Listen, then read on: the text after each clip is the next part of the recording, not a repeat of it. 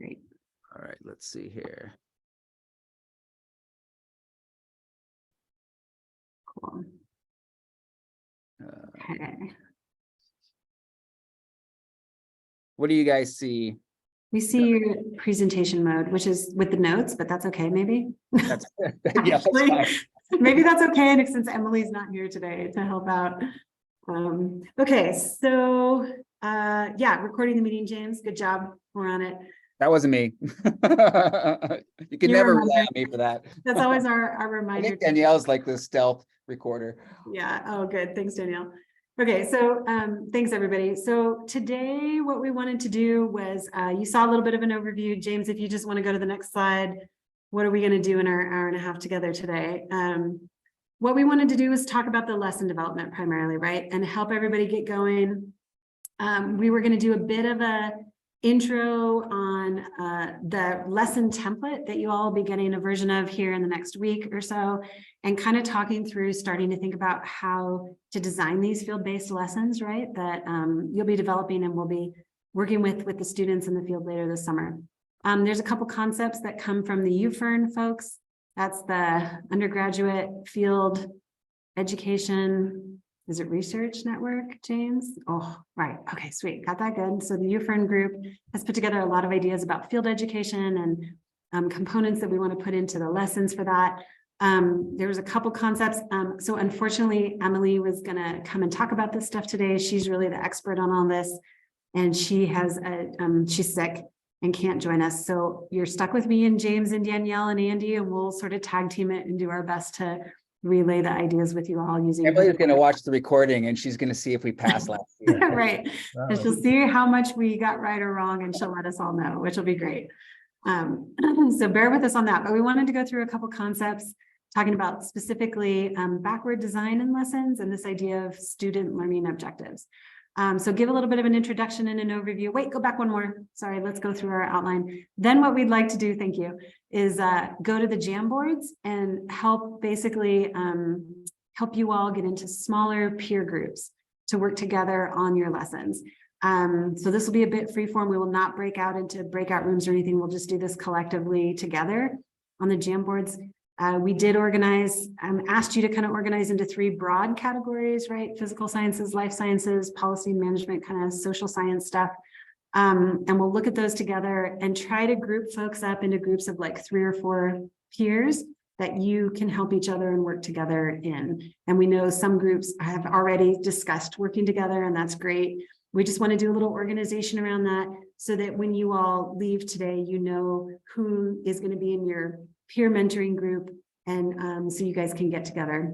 And we'll talk briefly about this role of peer mentoring versus mentorship. Those of us that are in the sort of leadership group will pair up with the different peer mentoring groups and kind of how we're here to help with that, and just sort of talk through that mostly so we're kind of all on the same page about expectations. That'll be real brief. And then really quickly, we'll introduce the idea, finish by introducing the river lesson template, which is not full. We're going to modify it a little bit from last year, so we're still working on that, but there's 2 sections in particular that we'd like you all to focus on for next steps. Okay, so that's our overview of what we'd like to go through today with you all. So a couple things we wanted to go through. You can see the notes down there. We wanted to talk about scales of lessons. What is an appropriate scale to be thinking about for this 2-hour lesson? You all are not designing a course, right? We're designing just a 1-2-hour lab lesson. And so how to think about what's the appropriate level of detail to put in that scale. Go through a couple backward design concepts. And then what are we hoping to get? What are some example learning objectives and outcomes? And the reason we bring that up first has to do with this idea of backward design, right? Okay, so let's go through that, James. And let's see. So this is great. A bit of on the fly here from Emily, who's. I looked through it if you want me to. I would love that. Thank you so much. Yeah. So this is a slide that Emily prepared. It's animated, but I'm not going to share the animations with you. But the point here is that you're tasked with, as she's kind of got indicated over here. Can you see my cursor when I move it? Yeah. So over here, we've got your task, single lesson, right? And And what we observed, I think why we're kind of leading with this is one of the things that we saw last year, and it's a natural tendency, and I can see it also in where we're at this stage this year as well, is it's what constitutes, we often want to do something quite large, and we start very big, and trying to actually cover that in a lesson becomes too unwieldy. There's too much there. And so the first thing that, to think about is what's the scale of what we're looking for here. And so what you have, it's kind of more like your friend asks you to guest lecture for them. It's kind of like that. It's not design a course. So, hey, I can't teach next week. Can you I've got a lab. Can you kind of come in and fill in for me? Oh gosh, sure. Okay. That's sort of the starting point. So you have essentially the following opportunities to transmit content. And it's, it's not perfect in the sense that, we're kind of we're kind of making up a scenario that might be kind of like a class. It's not exactly like a class. You'll have the opportunity to interact with students, but it's, admittedly in a little bit more of a contrived scenario than would be if they were the students in your class. But you essentially have an opportunity to set the stage. And so that's some classroom time that will happen, starting in March, so very soon. And the key there is to, provide the foundation so that when you get them to the field, they know what they need to know to appreciate the field component of it. And so what we're looking for here, we're trying with this year is you need to have a title and sort of thematically what we're talking about here. That's also helpful because the way that Danielle is organizing this year is there's actually a real life class at NAU that is experiencing this, playing the role of the class and are actually taking it for credit. And so we need to organize your ideas into a syllabus. And so once we kind of have a title for you and some learning objectives, we can say like, okay, well, we're going to organize from, say more physical sciences to more life sciences to more social sciences / socioeconomical stuff. And we can kind of scaffold you guys throughout that sort of interaction with the class in a way that makes sense. So the first thing we need to know from you is sort of your topic, and that you've already started to work on. So that's great. The next thing that we'll be pushing for you is to sort of funnel down from your topic and kind of get into more specifics with respect to learning objectives. And that will, and then you will set the stage with that. You'll have, I think, essentially a half-hour slot.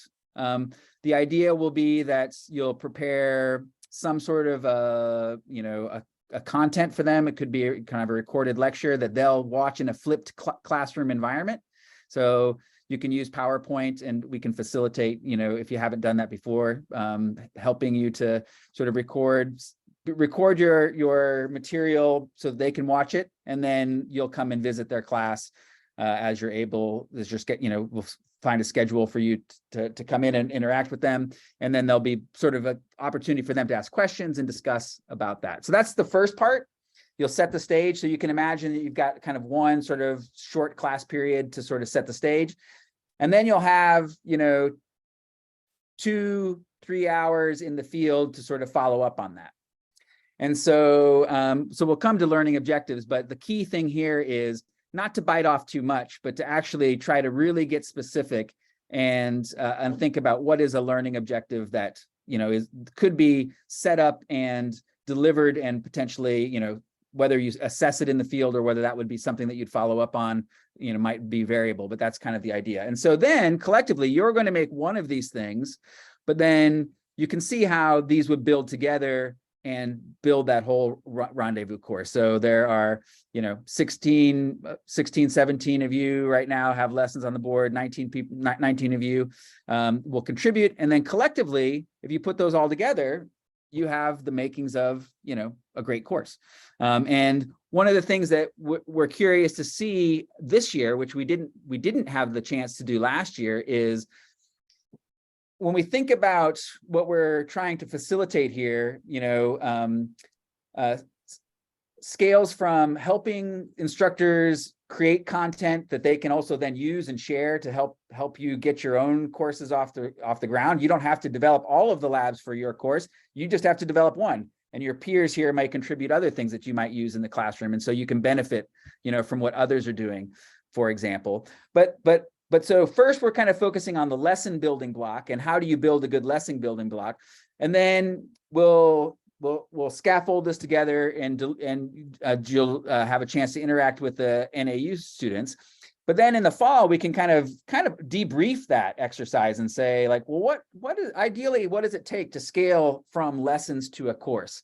And so that's something that we spent some time with last fall, kind of that scaling up from a lesson to a course. And this year, we'll actually kind of have a case study of our own to kind of reflect on, because we'll essentially have collectively built a kind of Frankenstein course out of all of your interests. So that's kind of where we're headed with that. And so the next slide is really just kind of thinking about this idea of backward design. And so again, this kind of comes back to, it's a little bit beating a drum, same drum here, is this idea of the best thing that we can do right now is really get specific on the outcomes. And then let those specific outcomes drive the rest of your work. If you start with very vague, broad outcomes, you'll end up with a lesson that's unwieldy and can't, it's too, it'll be a whole course. It's not something that can be, completed in a lesson amount of time. So the backwards design approach, we shared some materials with you that you might have looked at. But basically, it's kind of letting the outcomes lead the way. And so first, thinking very carefully about what your goals are, and then saying, well, how would I know if I did, right? So I want to make sure the students can, have a basic understanding of the geography of the Rio Grande or of the river that you're looking at, or like, so then, well, how would you know if you actually taught that? And so that's that assessment piece. So, and then once you have thought about what your goals are and how you might measure that, then you actually think about, well, what activities would I do in the field or in the classroom that will lead to those outcomes in a way that I can measure them?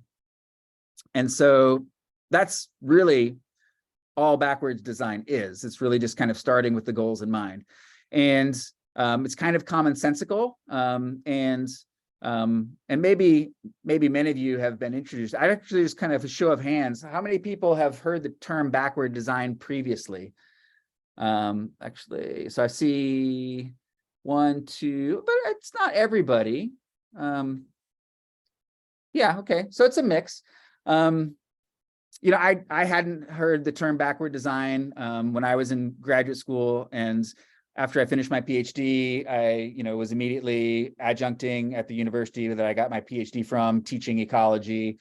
I never really got any introduction to designing courses or anything like that. It was just like, well, you're a scientist, surely you can design a course. So, this, this simple framework is very helpful. So we're starting with outcomes, and then the next idea here is, and this is taken from, the webpage that's linked at the bottom, is like, so this is where you guys are at right now. You've given us very kind of like big, broad, like, I want to do something around this area. And so the next thing that you need to do is say, okay, what is it, what is the desired outcome? Most of what, having looked through your topics, most of the topics at this stage, and this is, what I expected, are very broad. That's all we were asking for. But the next step is to sort of move, given that broad topic, there are probably 1 million outcomes that you might try to teach. And so the next step is, well, what specifically is it that you would like the students to take home from that area that you've identified? And this is, from the, teaching by design, guru, they kind of talk about a 3-step process for backward design, figure out what your outcomes are, figure out what your assessment is, then design the activity. So we're doing the first step here, which is identifying what the outcomes are. You've got a broad field now. And so this is kind of like a brainstorming activity that you would do. You could sort of start to think about, well, what are all the outcomes that I might teach around the theme of, river system governance? Probably a lot. Mapping pollution sources, point sources and non-point sources.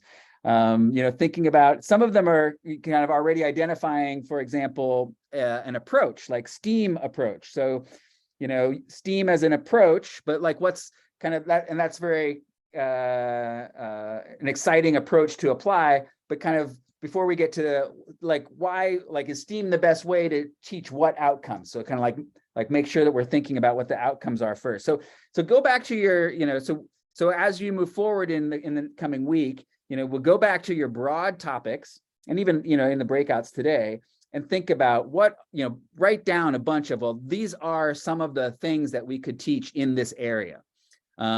And you could start to organize your thoughts in that way by saying, well, kind of in a hierarchical way. So what are the things that are kind of, tangentially important? They set the context. What are the things that are, pretty central, and they probably can't complete the lesson unless they know these things, but if they don't remember them a year from now, I'm okay with that. And then the enduring understanding, like, I know that they might not remember 90% of this when I'm done, but this is the thing that they really, I like 20 years from now, if I did a good job, they'll remember this thing. And so this is just a way to challenge yourself to think about, to start that funnel going from the broad topics that you've started to identify to kind of hone down into what is that enduring understanding, like what's the one thing that you really would like them to move out from here, and then also kind of like and then what is the knowledge that would support that. So you can kind of work through these questions to help you kind of organize that. So when we're thinking about outcomes, though, if you haven't heard backward design, you might be like, well, what do we talk about? What are outcomes? And so, in education, kind of the first stop for thinking about outcomes is probably Bloom's taxonomy. This is a good place to start to think about various kinds of scales of learning. And it's, a hierarchical framework where, you would start with simply understanding and recalling facts related to the system. So simply remembering facts, understanding, being able to explain back information, applying, being able to take that information that you learned in one context and apply it in a somewhat different but analogous context, analyzing, taking things, breaking them apart, understanding their components, evaluate, basically using what you've learned to make a logical argument and to defend it, and then creating to produce new or original work. So these are the kinds of, when you think about what are the outcomes, do you want students to be able to remember certain things? Do you want them to be able to, analyze and evaluate new things? So thinking about these kinds of outcomes, these kinds of descriptors for your outcomes, is a good way to start to frame the language for your learning objectives. And also just kind of I'd just sort of caution you, like being realistic, like, in a 2-hour lesson, you may have to be somewhat modest in terms of what you might actually be able to, would be a realistic outcome for that amount of time. You're not going to be able to have them creating multiple new paradigms, and so like sort of build from the bottom up, and they don't have to be creating necessarily. Creating might be something that comes at a course level phenomenon. You build a bunch of modules together, and then out of that, then they create something. So that's not to say that to discourage you from aspiring to lessons that have creating components, but just to be realistic that that when you're building blocks, you don't necessarily have to have all of the various levels of Bloom taxonomy. And you need to be very intentional and kind of thinking about I think Emily's notes are something like 1 or 2 learning objectives are sort of like to try to focus in on is sort of the best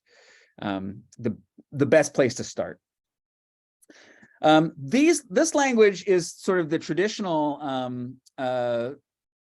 taxonomy for learning outcomes.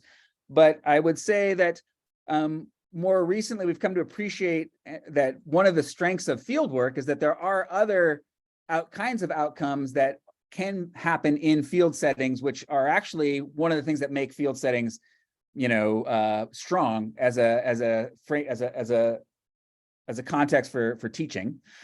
And so some of these other outcomes that the UFern folks did a really good job of compiling, and some of the our River folks have contributed to are things like, connection to place, or understanding the broader relevance of something, or, if it's a field course, there could be developing grit or understanding the nature of science. There can be a variety of personal gains in terms of content knowledge, skill knowledge, outdoor skill knowledge that might not necessarily be applicable in a traditional classroom environment.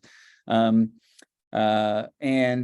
also we often think about, having students in the field as an opportunity to practice skills. And so transferable skills, both skills that are transferable out of the specific skills to the field, but also skills that can transfer out of the field to other contexts. So this is also a resource, and I don't think it's actually linked here, but we can send you the link for.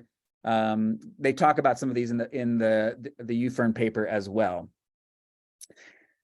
Now, and so I guess I encourage you to look at this list, and as you're thinking about your activity, are there elements of these affective domain learning outcomes, not sort of,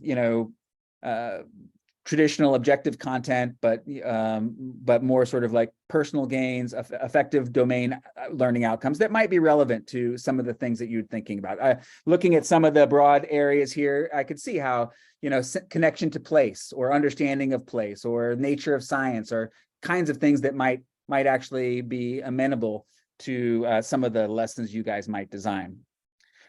But again, one of the things to think about, and I think that these affective domain outcomes speak well to this, but I think even these, when you think about creating versus remembering and so forth, are that, what's realistic in the scale of one lesson. A lot of times when people think about learning outcomes, they're often talking about outcomes at the sort of like whole course level. And so, if you've had a chance to read that UFern article, you'll see that they talk about, their approach, which is a backwards design approach. They're starting with the outcomes. I'd say the main difference in the UFern approach versus sort of a traditional sort of backward approach design is simply that they are very intentional about how they think about the kinds of context factors that the students are bringing to the table. So who are the students? Where is the lesson? How do these things interact? Are the students new to the field? Are they not new to the field? Do they have a particular cultural background that may make them more or less amenable to a particular setting? Have they never been outside? Have they been outside a lot? And how do those things interact with your intended learning objectives? So you have what you were hoping you would teach, and then you have what the students are ready to hear. And then in the end, you actually get your realized learning objectives, which is a combination of the interaction between your lesson plan and sort of the student context and the lesson context factors. But again, that's often thought about. It's good to sort of think about those things at the lesson scale as well. But again, just be in mind that, dramatically changing, for example, a student's sense of place in 1 2-hour lesson, that might be something more that would be achieved at a course level. And so that's one of these discussions that we'll have as we go from you designing lessons to we start to embed them together into this framework that the NAU students will experience. You'll teach them in the field, but then after we debrief that in the fall, we can think about, well, how do these things scale up? And when you start to take our building blocks and put them together into, a larger context, what kind of learning objectives emerge out of the collection of lessons that maybe don't necessarily completely get all the way there from individual lessons? And so that's sort of my attempt to sort of share with you what I think Emily might have had in mind. Do any of the other co-PI folks, did I miss some topics you think that she might have wanted to touch on? No, thanks, James. I think, I don't know if Andy or Danielle want to add. I think just really maybe just emphasizing that these approaches are helpful, but they are operating at different scales, which is, just to reiterate a little bit what James said about there's things that are good objectives that might be suitable to be thinking about as you're doing a lesson, but they might not actually be an outcome or an objective except at the course scale. And so sometimes kind of trying to think about that and what you're hoping to get out of a 2-hour field lesson next to the river versus what you might be hoping to get out of a whole course where you have opportunity to do multiple lessons. There's overlap, but they're different, which makes it a little bit challenging to think about. So this will be good things to talk about in the groups together with each other as we work through this process and kind of trying to hone in on how to be effective about that without it being confusing and feeling overwhelming. Andy or Danielle, did you want to add anything? Yeah, I'll just add real quick. Thanks, James. That was a great overview. And I put a link there for a list of verbs that get associated with the Bloom's taxonomy. And I just found it really helpful to kind of dive through that list of verbs as you sort of identify what category your outcomes will fall into. And that the verb that you find can help a lot in determining what type of assessment you're going to do. No matter how many times I go back and review this and do it again, I find it really valuable. So even if you've done this stuff a million times, I encourage you to take a dive here. And Sarah, your notes on scale are really appropriate and important to keep in mind. Yeah, Emily's are really good. And then just a quick comment, go ahead, James. We were going to share. I know that not everybody could read all the text in those slides very easily, and there's resources in there. So we'll definitely share that, and we will provide additional links to the sources. So everybody has all that. Another one of the links in there that I guess you can't see this that well. So this is a little cheat that I use. The link is there. I think $4. But it's basically, you can see that along the side here, it starts with the different outcomes. So remember, understand, apply. Then on the back here, it starts to give you analyze, educate, evaluate, create, and basically it's on a slider. And so you basically kind of line up. You're like, okay, so I'm really trying to get a higher level learning objective. So I'm over here. I'm on the like the analyze. And so what are some, when I line up with analyze, what are some outcome verbs that I might use for thinking about analysis? What are some, assessment types of questions? What's the language that one might use when you're thinking about, evaluating? What are some instructional strategies that are often lend themselves to, that kind of something that's on that scale, and then you can just kind of slide it around to sort of get some tips there. So these are, I find it helpful to try to think when I'm trying to think about, well, what am I really doing here? Am I doing is this an analysis or is this an evaluate? Because and don't get overly hung up on this, but it's good to be intentional and to think about it. And so I find that I'll pull out my cheat sheet every now and then. James, that's like a 1970s beautiful slide. That's fantastic. I've never seen that before, but you need to share that again. That was great. Slide rule. Yeah, I got to get out my slide rule and calculate some flow meters, some flow velocities here pretty soon. So we wanted to take a moment and open it up for questions or discussion points or comments.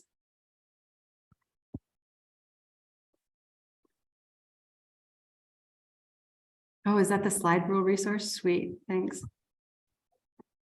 I was wondering about the logistics of everyone getting a 3-hour field lesson. Oh, yeah. Do we want to go ahead and really briefly, Danielle, speak about that? Sure. So the way it's going to work is part of the lesson is going to happen in the classroom, right? Going over that foundational reading and the initial 30-minute introductory lesson that will happen in the classroom. And then when we are in Flagstaff for the in-person meeting rendezvous, we'll spend 2 days going into the field. We'll be on the river for 4 days, but that's a different part of the rendezvous. After being on the San Juan, we'll be in the Flagstaff region. We'll have 2 days of going into the field. We'll be in the field all day in vans. I believe it's a 2-hour lesson per person, and we will break up into groups, and the vans will go in different directions depending on where the lessons should be taking place. And we'll have groups of students that go out into the field with us. So we'll do several lessons each day in the different groups, and then the next day we will repeat. So we will not be, due to the nature of the logistics, we won't all be present for each and every lesson. There'll be people who separate out and don't see each other for the days. And then we'll come back and debrief in the evening on those lessons and how they went. Ideally, we'll have some videography happening so that there are some recordings of some of these lessons so we can review them after the fact as a group. It's a little bit bigger group this time, but the way it worked last year was we get up, we split into 2 groups in the morning, and then we came back together for lunch, and then we split into 2 groups for the afternoon, and then we had sort of collective group programming in the evening. And that way and then the students, we split the students into two classes, 2 teams essentially, and they went with each half. So depending on how you guys decide to work together and how many lessons there actually are, we'll have to adjust, accordingly, how many lessons are going to get delivered. So and so the field component is, the main emphasis there is to try to think about the intention is for it to be an opportunity for you to practice the field components in front of students. So what you should be thinking about is like, what are the parts here that, may or may not work? What are the field parts that I really want to try out?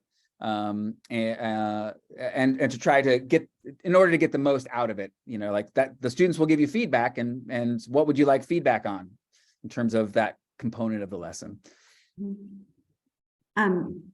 Meg, you had a question, your hand up, and then Sophia. Yeah, so I have what feels like sort of a silly question, but is also like, I'm a social scientist.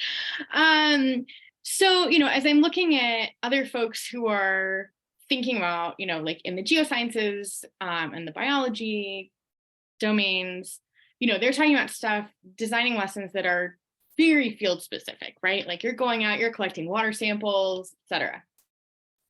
So my question is, like, I have an idea of some possible lessons, but they aren't necessarily intrinsic to being in the field or being in the backcountry. They might be sort of like benefited by that, but they don't require that. Do I need to modify that? Nope. Okay, I just wanted to be sure. I was like, you can do this in a classroom. Is that okay? Well, so maybe, is there a fun spin that you could add that takes advantage of your field setting? Do you see what I'm saying? Yeah. Like you could be asking the same things, you could maybe even do the same lesson, but maybe there's something about the location that's a little, 2 of the lessons last year, one was a conceptual model and the other one was painting, right? Like, Yeah. You can paint anywhere, but you can paint in the field, and you know what I mean? So I think 100% like free form, but maybe just think if there's a spin or an aspect of it that can be added that becomes more, right? Or takes advantage of that field opportunity. Yeah, that makes perfect sense. I was just like, well. Yeah, no, I don't think it's a dumb question at all. There's no dumb questions. We all know. This is what I tell my student too, but I'm also just like, this feels silly. No, it's a great question. You're probably not the only one thinking it, So Meg, let me add to that. I can help you actually with some of the site-specific water governance issues in and around this region. Yeah. So that you can talk about maybe the background policy issues, perhaps related to water governance in the Western US, if that's what you want to focus on. Well, and there's some very specific policy stuff around the Verde Valley that is like very topical at the moment. So yes, and that can include going into the field and visiting some of these sites, or even having a professional come into the field from the Yeah. region to talk with us about these issues. So when we break into the groups here in a little bit, we can go more in depth on that. Awesome. Thank you. Sophia? Yeah, thanks. I have a couple of questions. So one, maybe the easiest one is how many students can we count on having there with us for the field lesson, like in the field? Because it seems like that would have a direct bearing on how we design it, especially if we're planning to do like any role playing or discussion, debate kind of stuff. Do you have a sense of how many students we can plan for? Because I know you're also working that out with your students directly, right, Danielle? So what's your sense of that?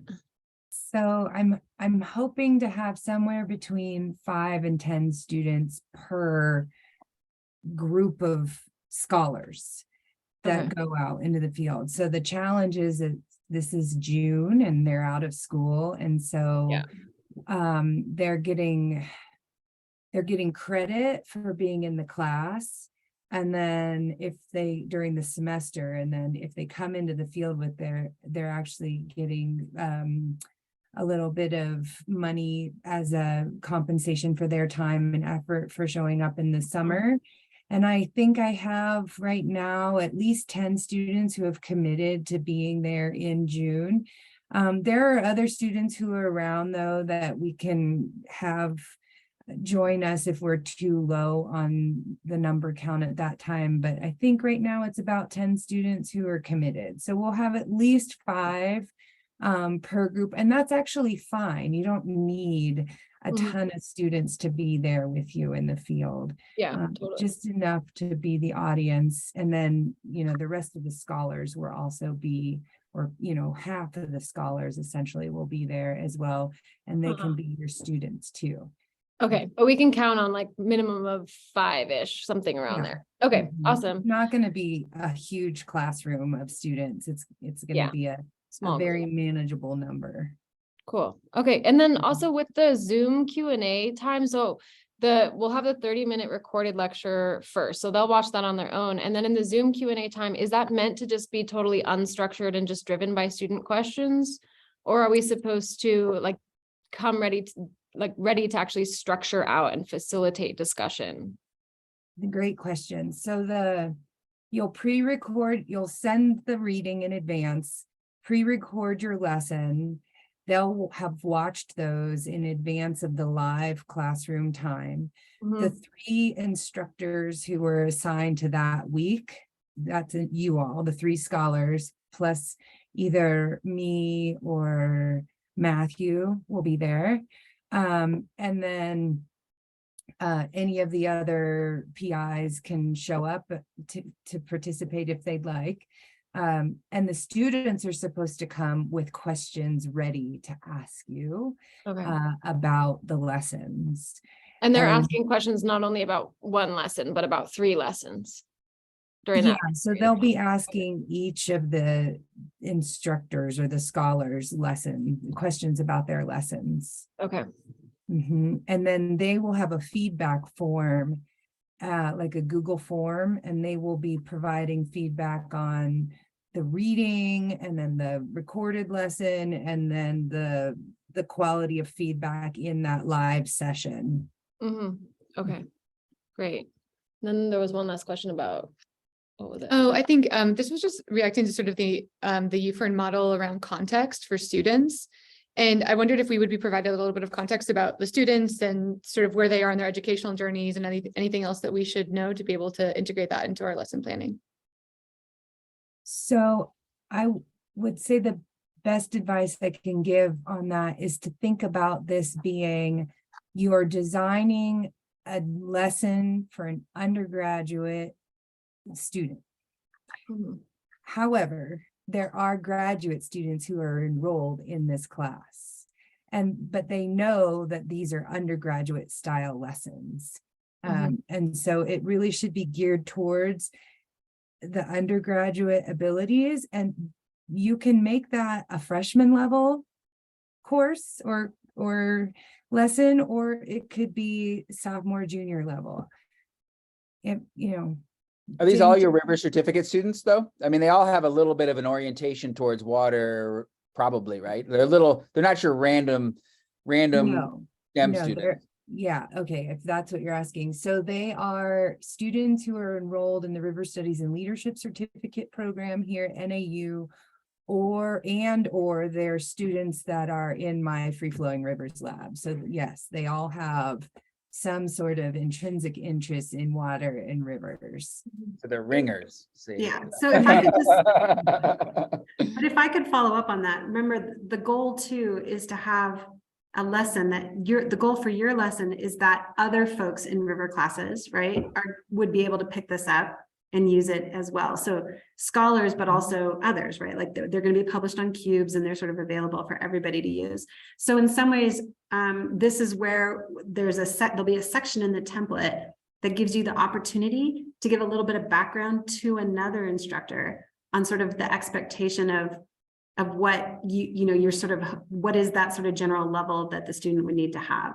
You don't need to necessarily think about that like right now for our next steps, but over the course of your lesson development, as we fill out this template, there'll be an opportunity to put that in. But in general, yeah, the broad audience for these lessons are undergraduates who are interested in water, and for other instructors who would be teaching river-based or water-based courses.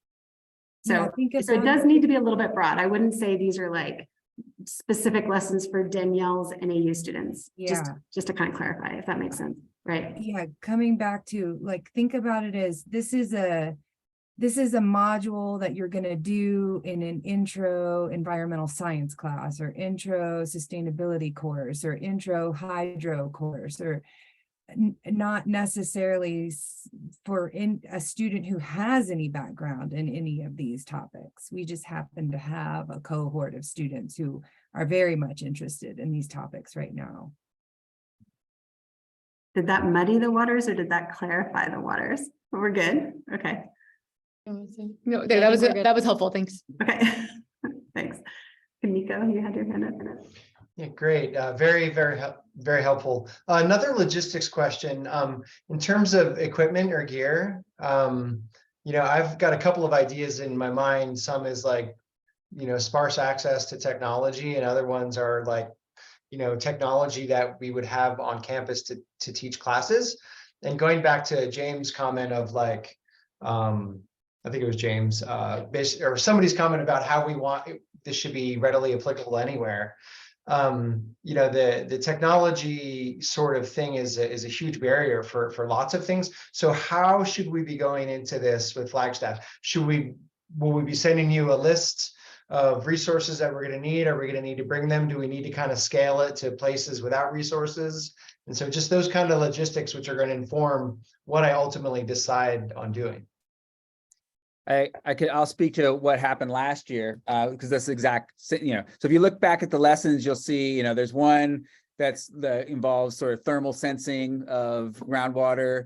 So there are some lessons that have, was one that had a flow meter, and so forth. So there are lessons that require equipment. I guess, one of the things that we are striving for is broad accessibility for the content. And I've actually, we've had some conversations about this around sort of, for example, using drones or other kinds of technology that may or may not be available to certain classes. And I guess, if you look back at last year, there's some that require certain equipment, and there's some that don't require any.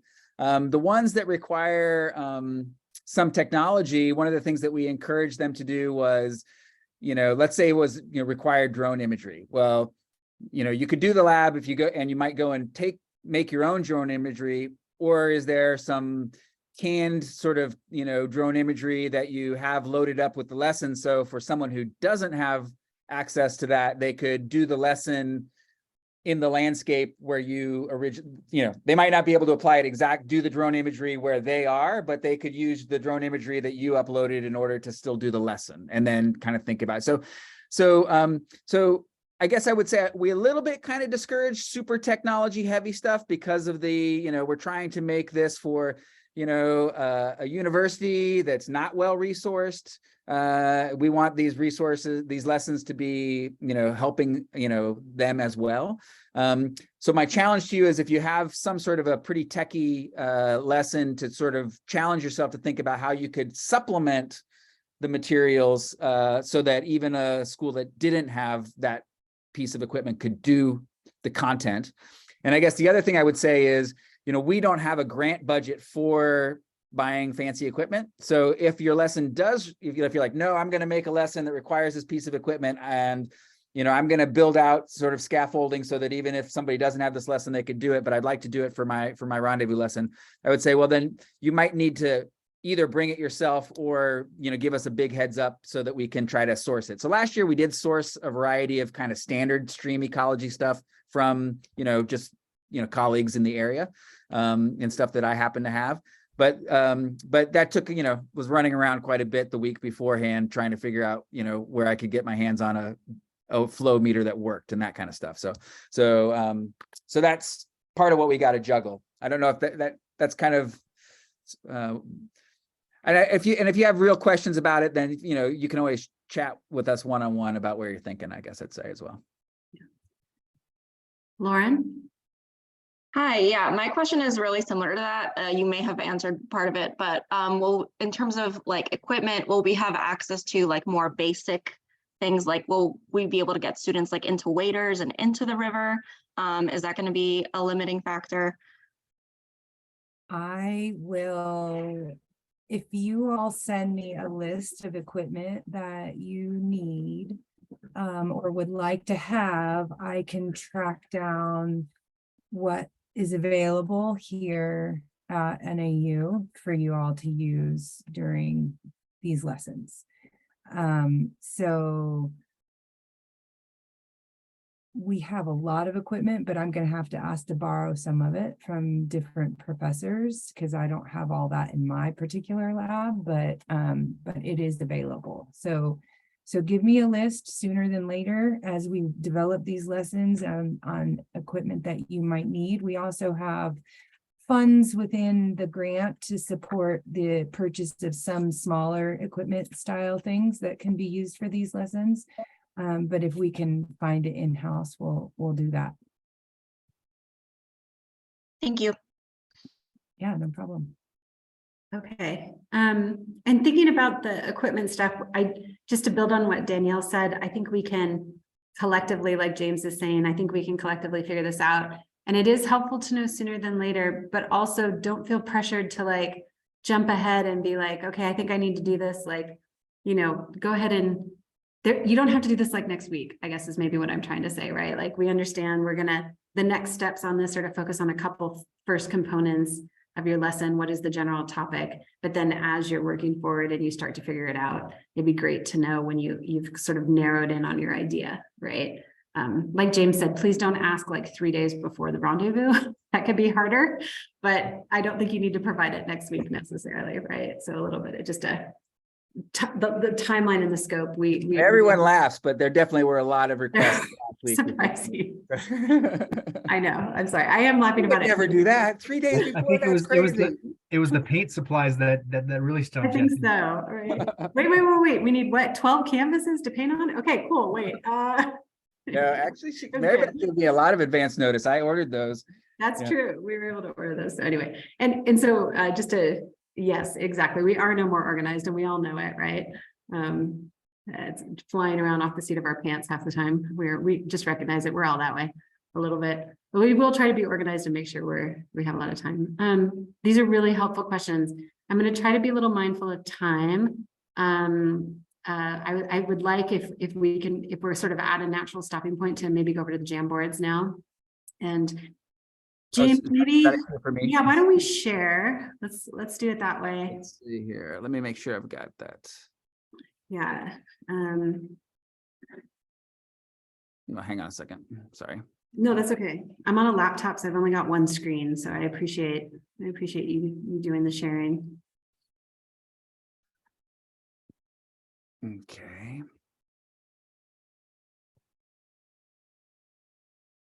And what we'd like to do is just kind of, I think it's So we appreciate everybody. Yeah, you gotta go forward to slide, is it 5?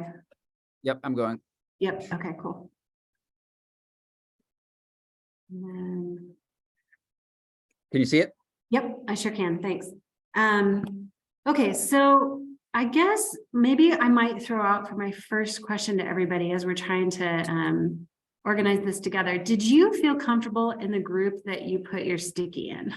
I guess I just want to double check. We were asking you to put a sticky into one of 3 pages with the idea that probably these types of lessons would be more similar to each other. And so this might be a more natural way to pair folks up. And so I guess, but I do want to offer out there, does anybody feel like they could go a lot of different places? Maybe raise your hand, or I'm sorry, now I actually can't see everybody, but or speak up. I'll just speak up. This Yeah, is please. Nico. Yeah, part of it depends on ultimately what I decide. You know, my overly verbose field assessment of community flood vulnerability has, you know, different components of it, and it can be kind of adapted to the landscape and situation like where we are. So like Oak Creek, for example, that would be different than if we were high up in Oak Creek, would be different if we were along the Verde. And so I think I'm kind of wrestling with that, again, that kind of situational context while generalizing. I know I need to generalize. And so, and this kind of brings up another point. After looking at some of the modules from last year, you know, on the groundwater hydrology side, there were stream flow measurements, but it was embedded in another lesson. And so part of me is like, maybe I could just go more general and just teach stream flow measurements within the context of flood vulnerability assessments. And so all this to say is it kind of depends. Okay. Yeah. But it sounds like with flood vulnerability, if you don't mind, that to me does lend itself to working with, for example, somebody like Andy, right, who's interested in Andy, I know you're a hydrologist, right? So I'm thinking you would be taking this impacts of dams and looking at a variety of things, but potentially maybe then, you know, having you and then Dee Dee's looking at large wood. And so does this make sense for the 3 of you to work together to support each other, keeping in the physical realm, right? So I think yeah, Flora, go ahead, please. I see your hand went up. That's helpful. It pops you guys to the front, by the way, when you put your hands up. So actually, that's helpful for us to see if you can only see a couple people at a time. I have a couple of thoughts on that. One is I'm quite comfortable in the group that I've been put in. However, due to the nature of what I'd like to pursue, I think that actually partnering with someone who's focused on more of a physical or biological lesson would be advantageous. I just think that would be a really natural, good complement. So I think that while I'm comfortable in that group, I would also really enjoy partnering with someone who's outside of that group. Okay, and 3 to 4 in a group is kind of, I think, a pretty great, that's what we'd be targeting, I think, ultimately to get us there. Because that's a nice working size for you all. It's not too big, but you get, you know, more than one person's feedback kind of a thing. So Flora potentially could join these. Katie, I see your hand up, and then Andy.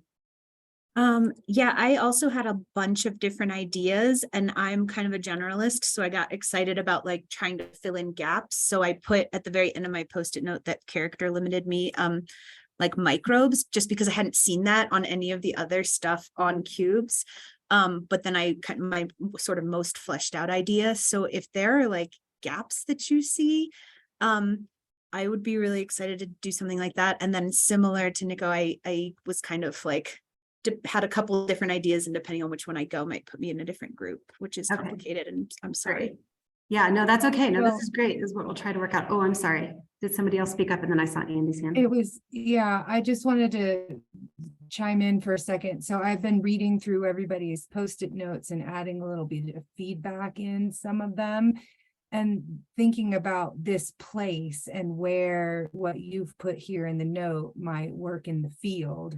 So going back to Nico, one of the other locations here that you might consider is that we're having a lot of post-fire flooding and debris flow in Flagstaff. And there's some really great, I mean, it's horrific, the impacts of these post-fire debris flows in some of these neighborhoods that are really experiencing bad flooding in the monsoon season, and there's a lot of evidence of that. And so that might be something else to think about doing here, and how the communities actually responded to that.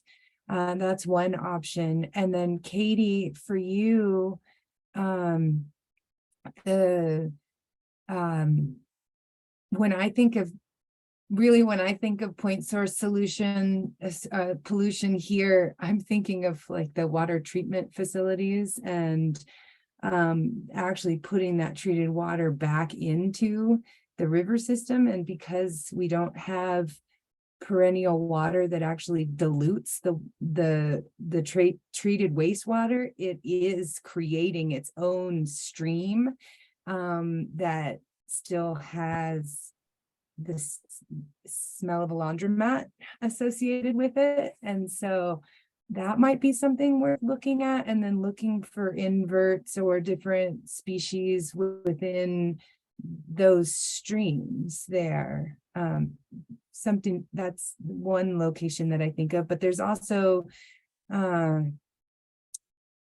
farther down in Oak Creek and the Verde River, there would be places where you could look at different types of pollution as well. Okay, go on, Andy, you're next. Oh, yeah. So I was going to say that I think definitely I feel like I'm in the right group, and it'd be neat to interact with the other folks in that group. And one of the things I think about with dams, right, is it's the absence of flooding, right? And so it'd be really neat to have a powerful lesson where you kind of go and look at flooding impacts, and then you go to a place that is dam controlled, or, you know, and say, well, what's missing here? What processes have we cut off by not allowing the flooding to occur? So that might be a neat combo. Okay. I'm going to jump in on that one, because in this area, we have one dam here outside of Flagstaff, Lake Mary Dam. It creates a reservoir that we pull water from for the city.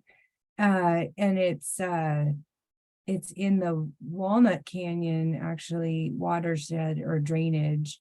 And it really holds back all the water. There's no like environmental flows coming out of that dam at all. So that would be the best truly local example of a dam. And then on the Verde, there is a place where they actually just removed a low head dam. So you could maybe do, if you wanted to look at like pre and post removal, maybe using some repeat photography, or just using the historic data from that river and then the current data to assess, you know, how that has changed since that dam was removed. That's another option that comes to mind immediately, but we could think through some other examples. All right, very exciting. Oh. Yeah, which way you want to go with this lesson. Okay, so it sounds like we would have at least a group of 3 then, right? Maybe adding Flora, maybe not, to that physical systems. Yeah, if you go back one more slide there, James. So that's, you know, Nico, Andy, and Dee Dee, and then looking at wood dynamics in rivers, you know, actually, you don't necessarily, and again, we're not asking that folks necessarily pair up with each other. You can have 3 independent, but just that, you know, just in terms of having a peer group where you might be working on similar things or different experiences, so you all can help each other, right? So Dee Dee, I don't know if you want to speak a little bit about briefly about your thought, but it doesn't necessarily have to mesh with Nico's and Andy's. It's just that being in this sort of physical realm gives you guys a natural pairing to help each other out with concepts, I guess, just to be clear about that. You could choose to work together and scaffold off each other or not, right? Like, so full flexibility. Yeah, that works for me. Okay, awesome. Okay, so we've got at least a group of 3 there. Can we go to the next one over then, James, for the bio folks?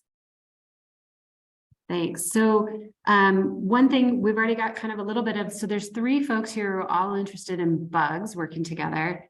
And if that's right, macro inverts. So we've got Carissa, Ross, and Carolyn. All of you were interested in doing macro inverts. And I don't know if there's thoughts, but you guys seem a natural group to mesh up together, just in terms of topic and whether you wanted to pair up or do sort of a series of mini lessons that together make this like collective. I don't know if there's thoughts you might have on that, but that seems like another natural peer group. Yeah, we were emailing a little bit over the course of the last couple weeks, and we were thinking about potentially, well, I had sent an email like maybe thinking about doing, since we're a group of 3, like a 2-part lesson that kind of builds on each other, but I don't know how the extent to which that would be possible to do like a 2-part lesson with 2-hour blocks or something like that. So that was one of my questions. I think and also, Mhm. okay. I was gonna say also like whether those could take place in like different areas. I don't know. Yeah, I like that idea. I don't know, Danielle and James, if you want to weigh in, but it seems good to me.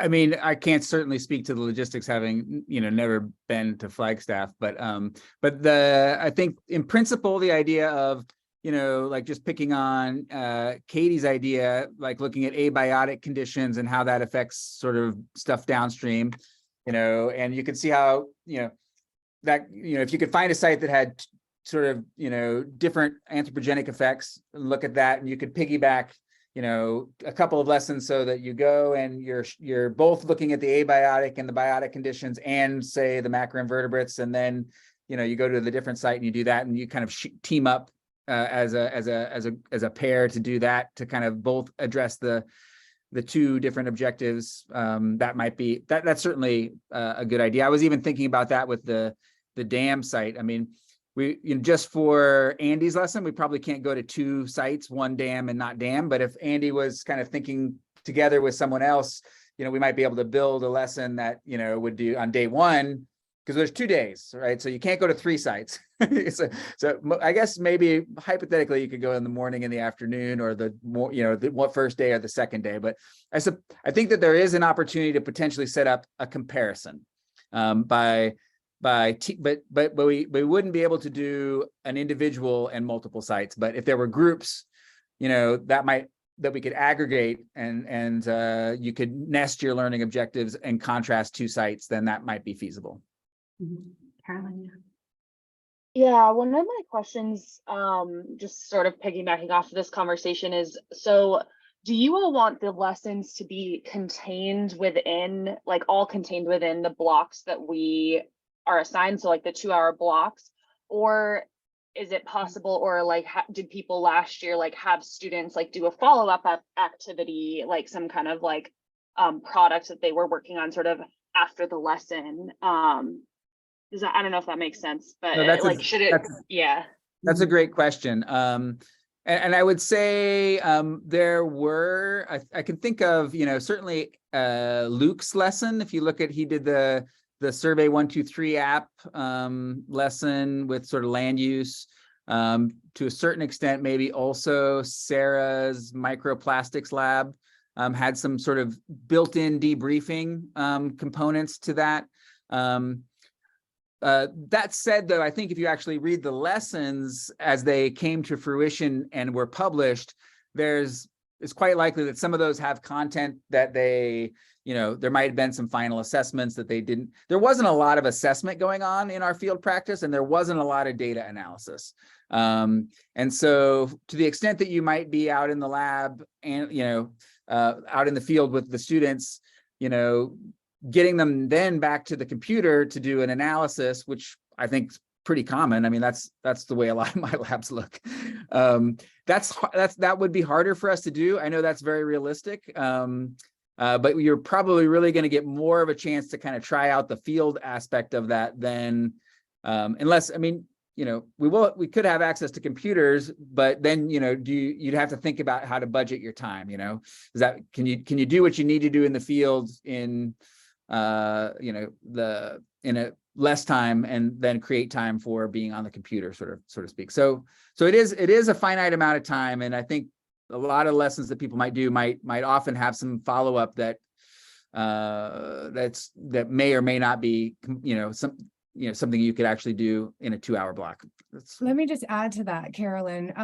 We did Luke's lesson included collecting data, and so did the one on plastics, the microplastics in the water. And so we went out, collected water samples, went back into the lab, had microscopes, and actually looked for microplastics in the water. So it's possible to do that in the context of a 2-hour. Well, the difference was we were at a field station that was right next to the water bodies. And so we went out for a little bit into the water and went right back into the lab that was right there, all within the 2-hour period. In this case, we are actually going to drive away from the university, be way out in the field. And so anything that would require actually analyzing the data would probably not be realistic in this scenario, unless we took a couple of microscopes out into the field. So depending on what it is that you want to do. That doesn't mean, though, that you can't make part of your lesson be about coming back to the classroom and analyzing the data in the classroom at another time. And that's ideal for any kind of, for many kinds of classes where you would say, okay, students, we're going to go out in the field today. We're going to collect data. And then the next time we meet up, we're going to analyze that data back in the classroom. So if you want to do a data analysis type lesson, you would just write that into your overarching lesson plan for your module. And it could get published on Cubes. Okay. So I'm kind of looking at these groupings then, and I'm thinking, thanks Danielle for adding that info. And I'm thinking that the way we've got it here, we've got this group of 3 that would like to work together with the macro inverts in 2 lessons. Lauren, KDD, and Chad, potentially putting you 3 together. Katie, you were interested in abiotic conditions, which is, more or less human impacted. And then both Lauren and Chad were interested in habitat. So potentially there's a little bit of discussion and overlap there. I don't know if if anybody wants to comment on those, but that seems like another potential peer group. Yeah, I haven't reached out to anybody, but I'm happy to work together for sure. Okay. Yeah, I was, same. before you clumped these all together, I thought that these made sense. And, because ideally for me, I would love to see a mixed fish assemblage, preferably with natives and non-natives. And that ties really well into human impacts and degraded habitat. And also with Lauren's lessons as well. So I think that makes a lot of sense for us to all be one group. Okay. And Christina, I see your hand up. Oh, I'm sorry. Was somebody else going to go? Katie? No, I think it seems like it'd be great. And I'm happy to be flexible. These are just some ideas about things that I'm interested in. So. Okay. Christina? Hi, just wanted to put out there that I reached out to Flora, and we were thinking that our projects might potentially benefit in that I want to focus on some of the aspects, the physical geography aspects of the watershed and the scale of the watershed. So we're thinking that'd be great, but also potentially grouping with a third person who can add the component of the actual state of the river. Katie being an example, funny that she spoke just before me, but just open in general, I think, to someone who could possibly add that layer of scale, if that makes sense. Yeah, well, so that's actually great. I appreciate this. So like Flora, one comment was that maybe you might be interested in joining into the peer group. And again, y'all, you can team up and do a lesson together. You can do independent lessons. They can be on different topics, but again, just trying to put you into peer groups where you'll be able to sort of support each other with the development of your lesson, right? So just to be clear about that. But so yeah, Flora, you talked about the physical group, but Christina, are you and Flora thinking of doing a lesson together? Would you want to be paired up, or would you want to be in a group, for example, with Katie? So I know we have 2 Katies, y'all. So I'm getting I gotta make sure I'm talking about the right Katie. So Katie D, you were just talking about being in the group with the other folks, but Katie M, you also talked about being pretty flexible in your ideas too. So I don't know if there's a logical pairing there or grouping up. Like, I think what came to my mind was sort of keeping, or at least with Flora and I, keeping the components of our ideas that were sort of would be able to be lessons next to each other. I don't know, Flora, maybe what if you want to jump in as well as what you're thinking, but I was thinking in terms of scale, because she's got some really great thoughts there on the human experience and the imagination. So I'm thinking of the human. So it could possibly go from talking about the physical components leading into that, or I don't know, still they're very open, but Yeah, I agree. Thanks, Chris. Is it Christiana? yeah, Christiana. Christiana. Yeah, Yeah, that sounds great. I think that we would be a good team, but I'm also really flexible in terms of, the additions of others. Agreed. I think there can be an added layer to that. So open. well, we'd like to get you guys into groups of 3 and 4. So it'd be, what would be whether, Katie M, do you want to talk a little bit again about your thoughts? So yeah, so I was looking at something like watershed walking and mapping, which is, I know, a struggle if I'm thinking about like my resources here versus making something general for others to use versus testing something in the field in a watershed I don't know. But besides that, I like that was kind of my most fleshed out idea. And then my other one was looking at microbes or potentially algae.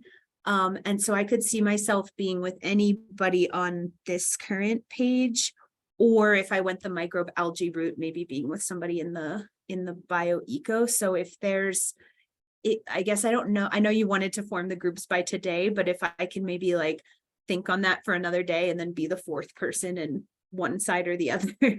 That would be probably easiest for me. But if you need me to like pull the trigger now, I can make it work. So Katie, in here, the nice thing in Flagstaff itself is there's a urban trail system that parallels pretty much the entire Rio de Flag and many of its little tributaries, and all along where the 2 water treatment facilities are that are putting that water into the system, and there's lots of algae. You can imagine with all the nutrients that are coming out of the water treatment facility. So those would be really easy access and great locations to do that study. And if anyone who's interested in water governance wants to look at the issues around, what do we do with our treated wastewater and how do we govern that, and some of the discussions that are happening around the world around should we be drinking treated wastewater, that would actually go hand in hand with something that Katie's got in mind. And just a way to think about connecting that policy with the ecology component. There's definitely options to do that here. Nika, you had your hand up too. Yeah, I did. It's funny. I as a hydrologist, I spent a lot of time talking and thinking and working with people like myself, but I'm thinking a lot about how to be more effective in communication and the co-production of knowledge, as opposed to just being like an entitled white dude telling people how science works. And so I'm really interested in this socio-ecological system. And I had reached out to Flora earlier and Christiana based on some of the stuff you had mentioned. I would be super fired up to figure some type of co-produce lesson through different perspectives of the lived experience of landscape and nature. Don't need to push this on y'all right now, but I just wanted to say that as this conversation was happening, and maybe we could, discuss later, because I know we're short on time and it's not about me. So I'll just give a quick thumbs up from my perspective. I think that could be a really interesting mutual complement among the 3 of us. Yeah, but still also totally open to however this shakes out. What if we just put all 5 of you together as a peer group? Can we do that? So at the end of the day, it doesn't have to be, like, my goal for y'all to walk away today is not to necessarily have the details worked out, but just to pair you up with people that you'd be interested in talking about into smaller groups. You guys can work together. And I think that's really the goal. So if you're comfortable with 5 of you, it's a, you know, it's a little more scheduling. There's going to be 5 of you that need to work together to talk to. So the idea with the peer groups is that you would be working together with each other. I can pop in and help out, or, you know, you can get one of the others of us to pop in, but sometimes 5 people's schedules start to get tough. But if you can commit to that time and wanting to make that happen, then let's do that. I just, you know, so that's the only reason why we were going with 3 to 4 was purely logistics. But I guess I would throw it out there. If the 5 of you just want to go together as a peer group and kind of work to figure some stuff out, we could do that.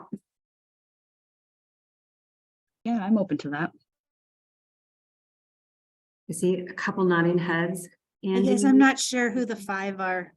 Yeah, so we'd have Flora and Christiana, and then James, go back to the first slide of so then Andy, Nico, and Dee Dee. How does that, so there'd be 5 of you in a peer group helping each other, but it just means you got to kind of commit to figuring out your schedules, right? That's I could funny. also, I thought you were putting Christiana and I with a totally different threesome. Oh no, who did you? Well, I guess because you had talked about maybe not. Which other threesome would you like to? Okay, now I'm confused. Yeah, I was pretty interested in Katie D and Lauren's ideas. And so I had this little dream that you just put Christiana and I in with Lauren and Katie and Chad. But truly, truly, I'm open. It's all good. Elizabeth, you had your hand up. Hi. Yes, I just wanted to say to Katie, because I'm a biologist by training, but I wanted to explore more of those eco-sociological systems. So, for example, my river here at the Rio Grande, there is like a riverside wetland that it gets its water from a wastewater treatment plant. So I was also interested in that pollution, but I didn't want to repeat ideas, but I think it would fit nicely to look at those sources of pollution, because that's one of the main impacts that we have here, and also drought. But I really like that aspect, and I had to have experience, you know, water sampling, algae, rotifers specifically. But I was approaching it from that aspect of STEAM, like on water governance, because one of my objectives that I do want to accomplish is that science identity for my students, because my student population, they don't have these outdoor experiences. So like that's one of my main goals. So bringing in that art aspect, either through photography, so the photo voice method, or something that I'm working on, like called testimonials, or, you know, geotestimonials, or eco testimonies. I'm still trying to figure that out, but that written reflection and photography aspect. So that's why I put myself in that 3rd group. But yeah, I was like debating. I went back and forth between, you know, biology or, you know, but just if you're interested. So Elizabeth, there's an opportunity for you to maybe partner with Katie and look at all the entirety of, you know, wastewater treatment, and from the biotic up to the social component of it.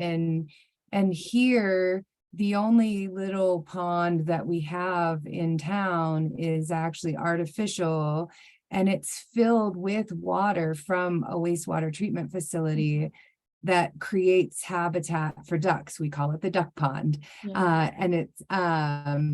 And so it's a similar situation, right? We've created these artificial wetlands here in town with treated wastewater, and that they are aesthetic for the town. They do provide these ecosystem services, these cultural services to our community that otherwise wouldn't exist.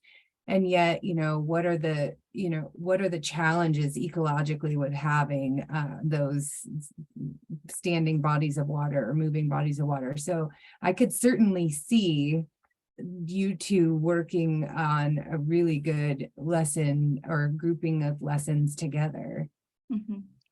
And yeah, and then there's also like in town here in El Paso, Ascarate Lake. It's also a man-made lake, and basically they just add catfish for recreation. So also that aspect. So that's yeah, nice. Yeah, they stock this pond with fish that people catch. So Mhm. it's, similar. Your lesson could translate easily. Yes. Okay. Okay, so, Dee Dee, your hand's up too. Sorry, go ahead, please. Yeah, I was just gonna say really quickly that I was thinking about doing wood as it affects channel morphology and therefore habitat. So I could potentially be placed with the macroinvertebrate group since they're looking at doing macroinvertebrates with habitat in mind. Okay, so I appreciate all of this. This is, a little bit of like trying to juggle and make sure everybody's comfortable with our juggling. So I appreciate you working through this. Okay, so I've got Elizabeth and Katie M, right? I've got the right Katie with the right Elizabeth, right? Okay, you two potentially being in a group together. Meg, we have not heard from you and we haven't heard from Andre. We've got the three. Yeah, go ahead, please. And then, yeah, Flora and Christiana potentially together. And we just need to figure out who to maybe do a couple pairs together. So Andre and Meg, yeah. Yeah, Meg and I just started messaging a couple minutes ago, and there's a chance that we might be working on stuff together. Oh, good. Okay. So at this point, and then the group of three that are river systems governments folks, that's Meg, Sophia, and I'm sorry, is it Erica or Rika? Apologies. It's Erica. Erica. Okay, thank you. I'm sorry. I want to make sure I'm saying it. I have to learn everybody's names and I'm really terrible with names, you all. So please be patient with me. I'll get it. So I know the three of you would like to work together. So you guys are in natural grouping. And then we've got, so if Meg and Andre are a pair, we've got Katie and Elizabeth as a pair, Flora and Christiana as a pair. Maybe what we do is let's put two pairs together. And then let's put one other pair with, oh, and Matt, are you on here? Thank you. I'm so sorry. Is Matt Sticky on here? Matt is here. Well, where is it? Please, how did I miss you? I'm so sorry. Go to the default one. Where's your Sticky? Environmental science. Okay. Mm-hmm. Is it on this page? I think he might be on one of the early pages. Please go back. It was on the early page. I moved it to environmental science and studies. Oh, got it. Okay, that's sorry. Here, let me. I was working through the three stickies on this page, Matt. I'm sorry. So many screens open at the moment. Here, let me just get you back to where. So we're looking here. Okay. Can we copy and paste his sticky to the other pages where we've been? Sure. Which one is it? Oh, it's the orange one at the bottom there. I see. Okay, there we go. Yep. And I'm going to move that one. So what was, I didn't read it before I copied it. Which of these new pages, Matt, does it best fit onto? Geology, biology, hydrology, or socioeconomic? Socioeconomic. Okay, Okay. there we go. There we go. Boom. Okay, Matt, and then please tell us a little bit. I want to hear from you and Andre as well. And Meg. I'll be looking at the interaction between people, rivers, as well as biodiversity within the river. Where I'll be looking at the river from the ecosystem perspective. So I want to look at what keeps them together, what maintains them together, what kind of interaction sustains the system together, both from a science perspective as well as from a social science perspective. So yeah. And that actually seems like a decent pair too with Meg. Meg, did you want to comment on what you were thinking as well? Yeah, so I have done something kind of similar to what I'm thinking of in the past, except in a different class, but I'm really interested in actually having students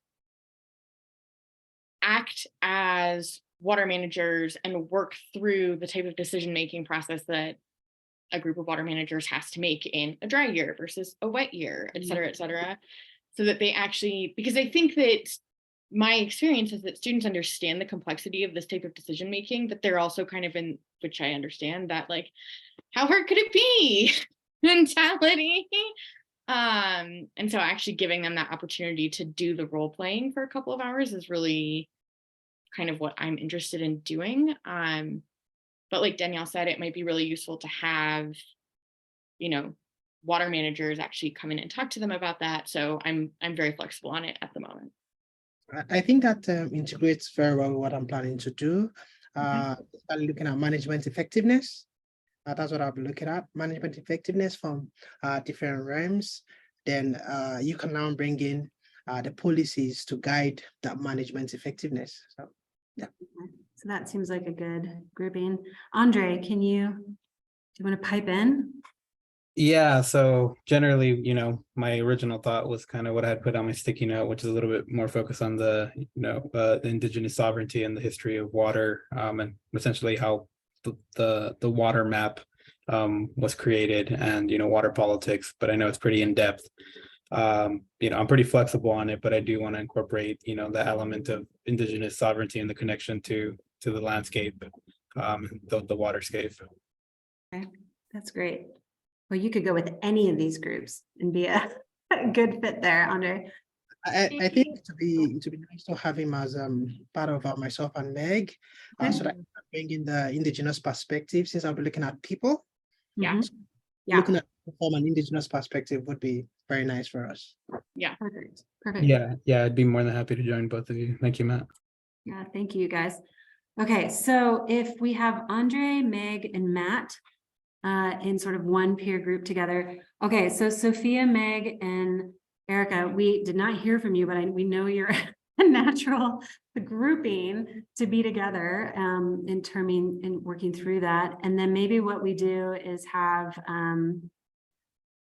Katie and Elizabeth, maybe just going ahead and so I guess we could put the two pairs there together into a peer group of 4. So Katie Ann, Flora, Christiana, and Elizabeth working together in a peer group. Although Nico, you sounded really stoked to work with them too. But so I just one option is to do that, and then everybody's kind of in your groups, I think. Or but I want to revisit that to make sure everybody's comfortable. I'm totally flexible, whatever works. Okay. I mean, everybody's going to get the comment to interact and provide feedback and learn from each other. So I want to be very clear about that. Just because you're in this peer group does not mean that you will not get to learn and be, we're all working together as a larger team. It's just that it's nice to have these smaller peer groups to kind of, for you all to have more opportunity to engage with each other, right? And have smaller groups with us. So, and I recognize the time. I know we're at time, but this is, so James, if we step back, we've got 3 groups here. We would have 2 groups if Katie's working with Chad and Lauren here. And Katie, I know you said you wanted to be flexible about your topic, but does this still work with I know you have to run, Meg, thank you. I know we're at 3:30, no worries.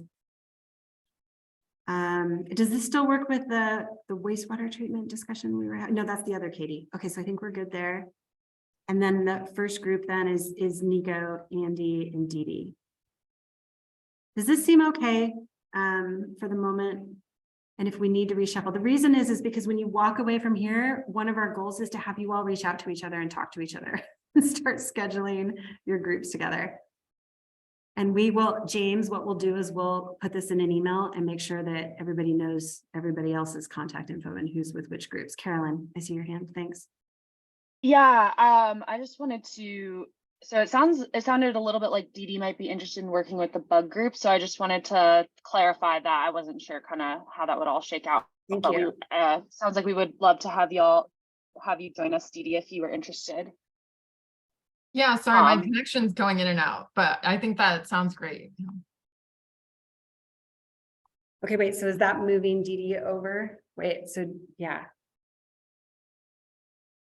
Sounds like it. But Yeah, I'm sorry, obviously Meg. open to whatever, and Dee Dee, like obviously whatever you want to do, but yeah, we'd love to have you join us.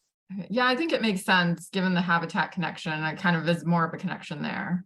Okay, so let's have, if we want to do that, let's split it up and let's have Nico join. Nico, what was the group we were wanting to work with? Thanks, James. You're on it with this. See, sticky notes are the best. You can move them around. And then Andy, we'll need Andy, have Andy pair up. Where's Nico going? Nico, where are you going? I don't know. I think his I'm interest was with Flora and it seems we're definitely open to that. Okay. Just cut in. That puts you with a group of 5 again, but if everybody's cool with it, that's great. Okay, and then we got to get Andy. Andy's on. Andy, we need to get Andy in a group here, working with. I wonder if maybe having you work, how many people are in the Habitat group actually? Is that, there's 3? Does that seem like Lauren, KDD, and Chad? If there was I don't know, Andy, weigh in. What do you think? I think yeah, I think that'd be fine. Absolutely. You guys are being so flexible. Thank you. The You guys haven't. floods as creating habitat. Yeah. How do we feel about that? That puts you with a group of 4. So Nico, wait, did you copy and paste? Nico, Didn't I copy him over? I thought I did. Oh, you did, didn't you? Oh, yeah, I did. I think You did. Okay, so we can delete those 2 stickies. Okay, so everybody has a group now, which was our goal. I'm sorry, y'all, this took a little bit longer than we thought. Cat herding always takes time. Potentially Andy could work with these folks too. That's another river systems and governance, but maybe the Habitat group is, I know Andy, you're a physical focus guy. You can be flexible. Okay, maybe let's go with this for now and let's see how it goes. So Meg and Sophia and Erica, could you give us a quick rundown of what you have in mind for this lesson, since there's 3 of you and governance is pretty broad? Yeah, sure. Yeah, sure. We met this morning to chat about that. So I'm sorry we haven't reflected that back into the post-it, but we're really interested in, we're the 3 of us we're developing sort of like a cross-institutional summer course. So we're hoping to sort of create like the introductory lesson plan that would be part of that summer course. And so we're really interested on thinking about kind of having students situate themselves within the hydrosocial cycle, and then also thinking about kind of where they sit in terms of the river basin and sort of the current demands in the river basin in terms of users. And so that's where we are right now. Do you want to add anything? No, I mean, it sounds like there's some similar themes to some of the stuff that other folks are working on, especially we had talked also about the idea of having students kind of role playing different users within the basin. But yeah, we'll kind of keep an eye on what other folks are working on as well and think through other dimensions of it. And obviously everybody's going to need to keep, talking with each other, right? And you all need to be aware of the other lessons, because hopefully, we're not having like 2 people sort of create virtual, we want differences, right? That you all then have a suite of lessons that you can all, use as desired. Yeah. Thank you so much. I really appreciate that. And it sounds great. Okay. So just a really quick, thanks, James. So the idea of these peer mentoring groups, right, is just to be supportive of each other, to be there for each other, provide constructive feedbacks on your lessons. There's a huge amount of diversity in our experience and backgrounds in the group this year. And so really, please take advantage of that. Really in terms of don't being afraid to ask questions, and really leaning on each other to help get ideas with a lot of this kind of stuff. The River Network does have a code of conduct. And so we just want to remind everybody that that's out there of sort of a general guidelines on just working together and being mindful of our interactions with each other and being respectful. So just throwing that out there as a reminder for everybody, and please feel free to check it out. Provide ideas, be constructive with each other, and kind of commit to helping each other in your groups, right? And then our role, if you go to the next slide really quick, is we're also there to help you within. What we'll do is you'll have at least 1 or 2 of us that will help pop in to be available as needed to provide constructive feedback on the lessons. Really, I think what we'd be looking for too is we're here to help you all, and we'll probably pair up with some of the different peer groups. But really let us know what you need. Like if you have questions for us, it's not our job to dictate to you all what you want to do. Of course, we're just here to support you and ask questions, be here for you all to ask questions. So let us know how we can help you, please. That's really the way to do it. You also have a lot of experience here, not just with those of us who teach these courses on a regular basis, but a lot of your other peers already are teaching, right? We've got folks who are just coming into teaching and folks who've been teaching for a while. So there's a lot of ideas about ultimately how we get to creating courses and organizing field trips so please reach out and help. That's what we're here for. Okay, and then next steps. Oh, right. Okay, so in the river lesson template, I put it into the chat. We're going to send out the full template next week. We're doing some tweaks to it based on what we learned last year. But for what the most important two pieces to focus on, I think for this next month before we meet again, is thinking about a title as you all work together, and then what your learning outcomes, and just focus on one or two outcomes that you would like to get out of your lesson, right? And these could include a whole variety of things that we talked about, but really just pick one or two. You are not going to be able to get like 7 learning outcomes probably from your 2-hour lesson. That's okay. Together over a course with a bunch of lessons, you're going to have a bunch of learning outcomes, right? But just one or two. And there'll be details on this in the lesson template. There are examples on cubes, right, from last year's group. And so really, these are the first 2 things to focus on. And just, James, if you go ahead, we'll send this out next week. So what we'd like to do by the end of February is please meet with your peer groups and help each other get going and have more discussion about ideas. And then in particular, how you might work on drafting these learning outcomes, right? Like in terms of helping each other thinking about 1 or 2. So meet with your peer group, come up with your title for your lesson, and draft some 1 or 2 really key learning outcomes. And then also determine your background reading for the NAU class, right? And Danielle will send out a reminder about when the classes meet on Zoom, but it's basically Mondays at 5 Arizona time. Arizona doesn't do the daylight savings switch, right? So you got to make sure you're looking at what time Arizona is before and after daylight savings. By the time the class starts, we'll be on Pacific time. Pacific time. Okay, good. Thank you for that. Pacific time, 5 p.m. Pacific time, starting in March through May. And so those are your next steps. And James is awesome about staying on email about this. So we will definitely be following up on email to get all of this out to you. Okay, thank you. I know we went a little bit long, but it was really great to hear from everybody. And hopefully now we'll be able to start really more effectively narrowing in. And thank you for the patience and time and willingness to work with each other on this.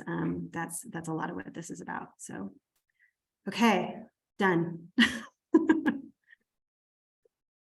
Thanks. And if there's any other questions, please feel free to reach out on email too. Okay, we're here. So thank you all.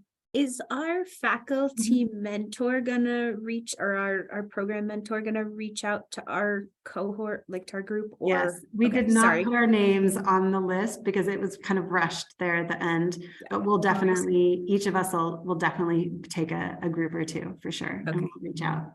Okay, great. Thank you. Awesome. Thank you, Katie. Yeah, if you have any questions about Flagstaff specifics, go ahead and just reach out. So, and I sent an email a while back that had a list of possible locations to think about actually taking your students into the field here. You can look back at that. Okay, thanks all. I'm going to run too, and we'll catch up with you later. Thank you. Thank you.